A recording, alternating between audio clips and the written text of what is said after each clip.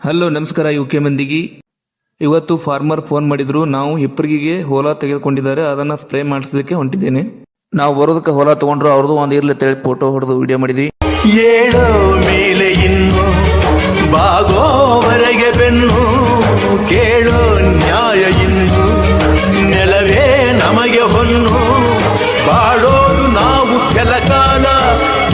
ಹೊಲಕ್ಕೆ ಬಂದು ನೋಡಿದೀವಿ. ಹೊಲಕ್ಕೆ ಬಂದು ನೋಡಿಂದ ಅದು ಯಾವುದೋ ಒಂದು ಬೇರೆ ಔಷಧಿ ಹೊಡೆದಿದ್ರು, ಅದಕ್ಕಾಗಿ ಜೇಕ್ ಹೋಗಿದ್ದಿಲ್ಲ. ಈಗ ಮತ್ತೆ ನಮ್ಮದು ಹೊಲ ಸ್ಪ್ರೇ ಮಾಡ್ಬೇಕಂತೇಳಿ ರೈತರು ಅಂದ್ಕೊಂಡಿದ್ರು, ಅದಕ್ಕೆ ಬಂದು ಸ್ಪ್ರೇ ಮಾಡಿಸ್ತಾ ಇದ್ದೀನಿ. ಮೊದಲಿಗೆ ಹೊಲ ತೆಗೆದುಕೊಳ್ಳಿ. 150ರಿಂದ 160 ಲೀಟರ್ ನೀರಿಗೆ ಹೊಲ ಸಂಪೂರ್ಣವಾಗಿ ಕರಗುವವರೆಗೆ ಅದನ್ನು ಒಂದು ಒಣ ಬಡಗಿ ಅಥವಾ ಒಂದು ದಂಟಿನಿಂದ ಸರಿಯಾಗಿ ಕರಗುವ ರೀತಿಯಲ್ಲಿ ಅದನ್ನು ತಿರುಗಿಸಬೇಕು. ಆನಂತರ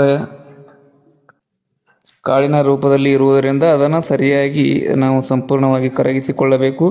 ಆನಂತರ ಇದನ್ನು ಚೆನ್ನಾಗಿ ನಾವು ಎಷ್ಟು ಚೆನ್ನಾಗಿ ಕಲಿಸ್ತೀವೋ ಅಷ್ಟು ಚೆನ್ನಾಗಿ ನಮಗೆ. ಈಗ ಇದರ ಜೊತೆಗೆ ನಾವು ಟೋಪೋಡಿಯನ್ನು ಮಿಕ್ಸ್ ಮಾಡಿಕೊಳ್ಳಬೇಕು. ನಿಮ್ಮ ಹೊಲದಲ್ಲಿ ಕಸ ಏನಾದರೂ ಹೆಚ್ಚಾಗಿತ್ತು ಅಥವಾ ಬಿರ್ಸಾಗಿತ್ತು ಅಂತಂದರೆ ಅದರ ಜೊತೆಗೆ ನಾವು 100 ಗ್ರಾಂ ಮೆಟ್ರಿ ಹಾಕಬೇಕು.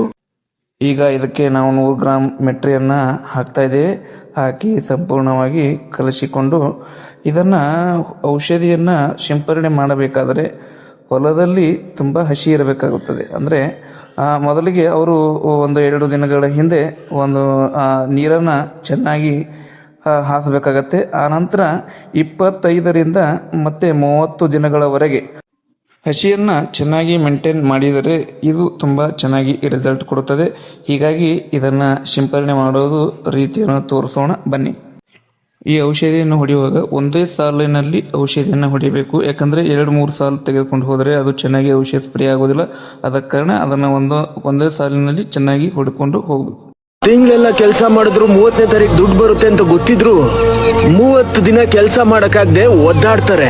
ಅವರು ಇವರು ಕೈಕಾಲು ಹಿಡಿದು ಸಾಲ ಮಾಡಿ ವ್ಯವಸಾಯ ಮಾಡೋ ನಾವು ಆ ತಿಂಗಳಾದ್ಮೇಲೆ ಆ ಬೆಳೆ ಕೈಗೆ ಬರುತ್ತೋ ಇಲ್ವೋ ಅಂತ ಗೊತ್ತಿಲ್ಲ. ನಮ್ಗಿರೋ ನಂಬಿಕೆಯಲ್ಲಿ ಸ್ವಲ್ಪ ಆದ್ರೂ ನಿಮ್ಗೂ ಇರ್ಬೇಕಲ್ವಾ? ಎಲ್ರು ಹೇಳ್ತಾರೆ ರೈತರೇ ರಾಜ ಅಂತ. ಈ ದೇಶದಲ್ಲಿ ರೈತರನ್ನ ಬಿಟ್ಟು ಎಲ್ರು ರಾಜನೇ. ಗಗನನಿ ಭುವನನಿ ಶಿಖರನಿ ದಣಿದರೆ ಧರಣಿಗೆ ಧಣಿಯುನಿ. ಮತ್ತೆ ಭೇಟಿಯಾಗೋಣ. ನಮಸ್ಕಾರ.